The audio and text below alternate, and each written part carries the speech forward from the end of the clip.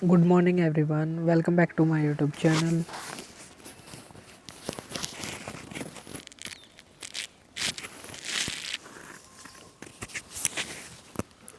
आज हम करेंगे जियोग्राफी के important questions topic wise discuss. तो चलिए इस क्लास में हम करेंगे 10 क्वेश्चन और उससे संबंधित महत्वपूर्ण जितने भी क्वेश्चन बन सकते हैं इस टॉपिक से रिलेटेड सभी का रिवीजन। चलिए तो हम शुरू करते हैं हमारी क्लास। हमारा आज का फर्स्ट क्वेश्चन है, बिग बैंग थ्योरी किस विद्वान के द्वारा दी गई? ऑप्शन ए है टोलमी, बी है कोपरनिकस, सी है जॉर्ज लेमेथियर।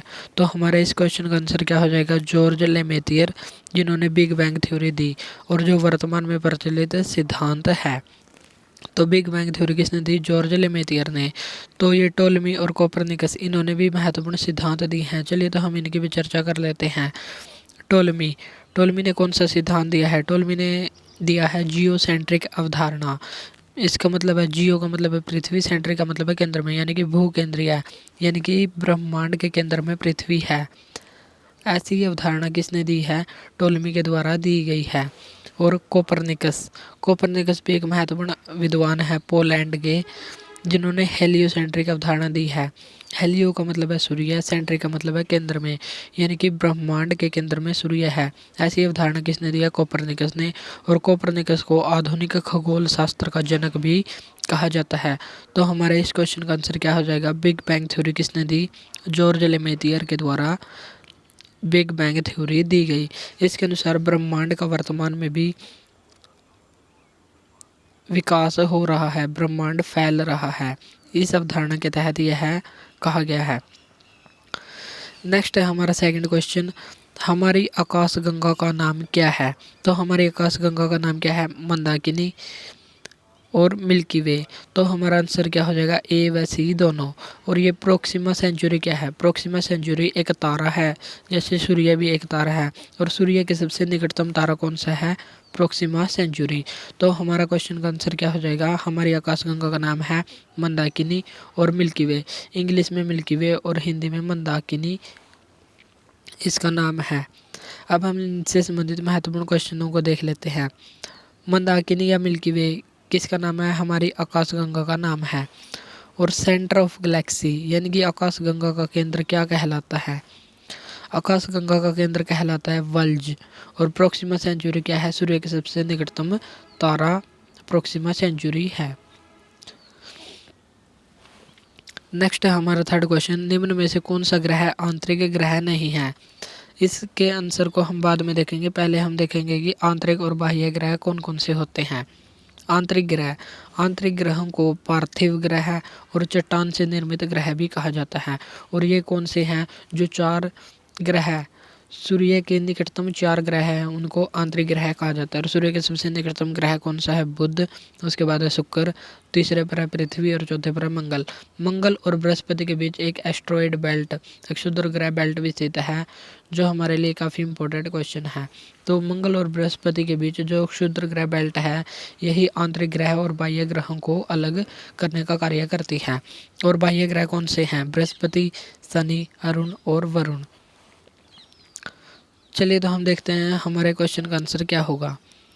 निम्न में से कौन सा ग्रह आंतरिक ग्रह नहीं है? जो सूर्य के सबसे चार निकटतम ग्रह हैं वे सब हैं आंतरिक ग्रह, और जो इनमें से नहीं है वो हमारा आंसर हो जाएगा मंगल। मंगल आंतरिक ग्रह है। शुक्र भी आंतरिक ग्रह है। पृथ्वी भी। और शनि कैसा ग्रह है? यह एक बाह्य ग्रह है। तो हमारा आंसर क्या हो जाएगा? शनि। नेक्स्ट है हमारा फोर्थ क्वेश्चन, निम्न में से किन दो ग्रहों के बीच क्षुद्र ग्रह बेल्ट स्थित है? Asteroid belt. तो एस्ट्रॉयड बेल्ट किन दो ग्रहों के बीच है? मंगल और बृहस्पति के बीच स्थित है। अब हम देखेंगे इनसे संबंधित महत्वपूर्ण फैक्ट। आइस जेंट जैसे जो चार ग्रह है आंतरिक ग्रह, वो चट्टान से निर्मित थे। और बर्फ से निर्मित ग्रह कौन से हैं? दो ग्रह हैं जिनको आइस जेंट कहा जाता है, अरुण और वरुण। और गैस जेंट के कौन से दो ग्रह हैं? यानी कि गैसों से निर्मित ग्रह।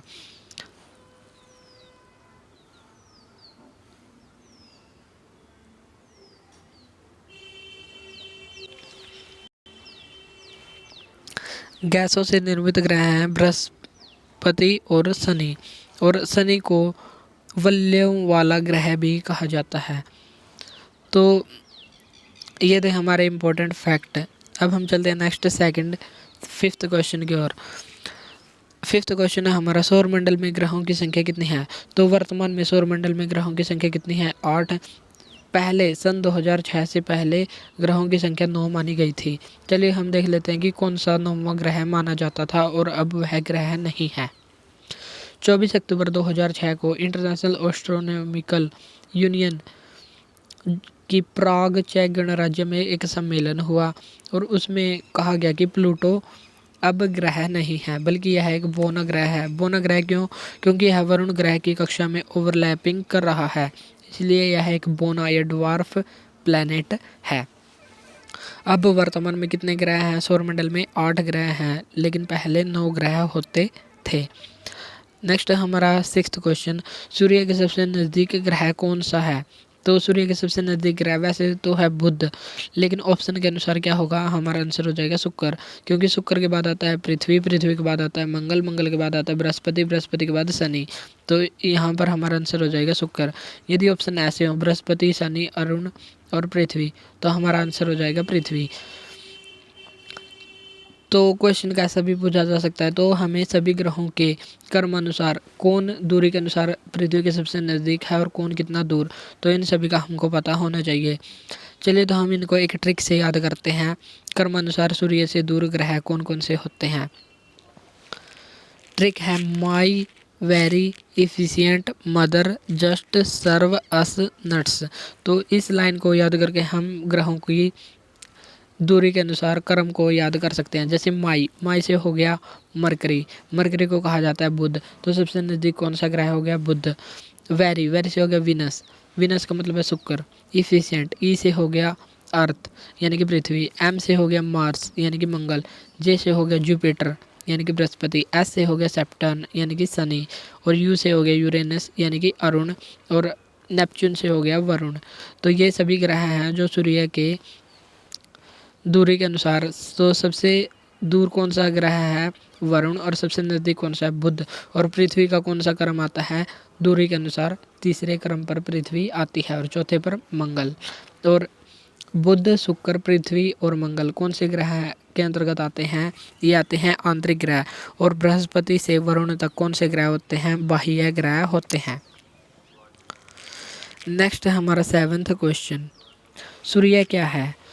सूर्य क्या है? सूर्य एक क्या है? तारा है, क्योंकि सूर्य के पास अपना प्रकाश होता है, अपना खुद का प्रकाश होता है, इसलिए यह एक तारा है। तो अब हम देख लेते हैं कि ग्रह, उपग्रह और तारे होते क्या हैं। तारा को इंग्लिश में कहते हैं स्टार। स्टार क्या होता है? जिसके पास खुद का प्रकाश होता है, वह प्रकाश के लिए किसी दूसरे ग्रह, उपग्रह या तारों पर या किसी अन्य पर निर्भर नहीं रहता, उसको कहते हैं तारा। तो सूर्य क्या है? एक तारा है। ग्रह या प्लेनेट, तारों की परिक्रमा करने वाले प्रकाश रहित आकाशीय पिंड को ग्रह कहते हैं। यानी कि ऐसे पिंड जो तारों के चारों ओर चक्कर लगाते हैं और उनके पास अपना स्वयं का प्रकाश नहीं होता, उन आकाशीय पिंडों को क्या कहते हैं? ग्रह कहते हैं। और ऐसा माना जाता है कि इनकी उत्पत्ति सूर्य से निकलने के कारण ही हुई है और जो सूर्य की परिक्रमा करते रहते हैं। और नेक्स्ट उपग्रह, जिसको सैटेलाइट भी कहते हैं। तो उपग्रह किसको कहा जाता है? ग्रह के चारों ओर चक्कर लगाने वाला। और इसका सोर्स ऑफ लाइट क्या होता है? सूर्य होता है। तारे क्या होते हैं? तारे वे होते हैं जिनके पास खुद का प्रकाश होता है। और प्लेनेट या ग्रह जो तारों के चारों ओर चक्कर लगाते हैं उनको कहते हैं प्लेनेट या ग्रह। और जो ग्रह के चारों ओर चक्कर लगाते हैं उनको कहते हैं उपग्रह। जैसे पृथ्वी का एक प्राकृतिक उपग्रह है जिसका नाम है चंद्रमा। चंद्रमा पृथ्वी के चारों ओर चक्कर लगाता है, इसलिए पृथ्वी का उपग्रह चंद्रमा है। और पृथ्वी सूर्य के चारों ओर चक्कर लगाती है, इसलिए सूर्य का ग्रह कौन सा है? सूर्य। इसलिए पृथ्वी एक ग्रह है और पृथ्वी के पास प्रकाश का कोई स्रोत नहीं है, यह एक ग्रह है। जबकि सूर्य के पास प्रकाश का स्रोत है, इसलिए यह एक तारा है। नेक्स्ट है हमारा 8th क्वेश्चन, सूर्य पर ऊर्जा का निर्माण किस क्रिया से होता है? तो नाभिकीय संलयन। नाभिकीय संलयन के द्वारा पृथ्वी सूर्य पर ऊर्जा का निर्माण होता है। और यह क्रिया कौन सी है? हाइड्रोजन और हाइड्रोजन मिलकर हीलियम और एनर्जी बनाते हैं। तो हाइड्रोजन और हाइड्रोजन मिलकर यहाँ पर हीलियम बनाते हैं। यह कौन सी प्रक्रिया है? नाभिकीय संलयन और नाभिकीय विखंडन। जो परमाणु सिद्धांत कार्य करता है वह नाभिकीय विखंडन पर कार्य करता है। और श्वसन क्रिया, श्वसन क्रिया जो हमारे शरीर में ऊर्जा उत्पन्न होती है वह किस क्रिया के द्वारा उत्पन्न होती है? श्वसन क्रिया के द्वारा। और प्रकाश संश्लेषण, पादप में भोजन बनाने की क्रिया कौन सी होती है? प्रकाश संश्लेषण क्रिया होती है। तो सूर्य पर ऊर्जा का निर्माण किस प्रक्रिया से होता है? नाभिकीय संलयन से। और पादप में भोजन किस क्रिया द्वारा बनता है? प्रकाश संश्लेषण के द्वारा। और परमाणु बम का सिद्धांत कौन सा है? नाभिकीय विखंडन। नेक्स्ट है हमारा 9th क्वेश्चन, सूर्य के सबसे आंतरिक भाग क्या कहलाता है? तो सूर्य का सबसे आंतरिक भाग क्या कहलाता है? तो सबसे आंतरिक भाग कहलाता है क्रोड या कोर। अब हम देखेंगे इससे संबंधित महत्वपूर्ण क्वेश्चन। प्रकाश मंडल या फोटोस्फीयर किसको कहा जाता है? सूर्य का सबसे बाहरी भाग होता है जो हमें आंख से दिखाई देता है। तो सूर्य का सबसे बाहरी भाग कौन सा है? प्रकाश मंडल या फोटोस्फीयर।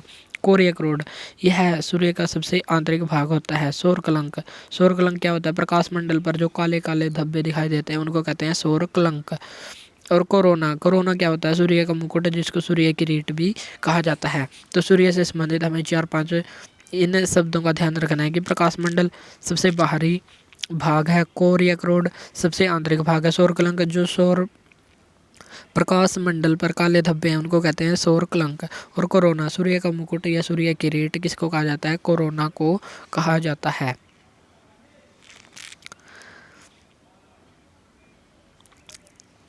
अब है हमारा लास्ट और 10th क्वेश्चन, सूर्य पर हीलियम और हाइड्रोजन कितना कितना प्रतिशत पाया जाता है? सबसे पहले पूछा है हीलियम और फिर पूछा है हाइड्रोजन। तो सर्वाधिक मात्रा में कौन सा पाया जाता है? हाइड्रोजन पाया जाता है 71%। और हीलियम कितना पाया जाता है? 26.5% पाया जाता है। तो इस ऑप्शन के अनुसार हमारा आंसर क्या हो जाएगा? हमारा आंसर हो जाएगा ऑप्शन नंबर बी। क्यों पहले पूछा है हीलियम, हीलियम है 26.5% और हाइड्रोजन है 71%। तो हमारा आंसर हो जाएगा ऑप्शन नंबर बी। सूर्य पर हाइड्रोजन कितना पाया जाता है? 71% पाया जाता है। और हीलियम 26.26% पाया जाता है। और हाइड्रोजन के मिलने से हीलियम और एनर्जी का निर्माण होता है। और यह कैसी क्रिया है? नाभिकीय संलयन क्रिया है। यदि आपसे पूछे कि सन यानी कि सूर्य से पृथ्वी पर जो प्रकाश आता है वह किस गति से आता है?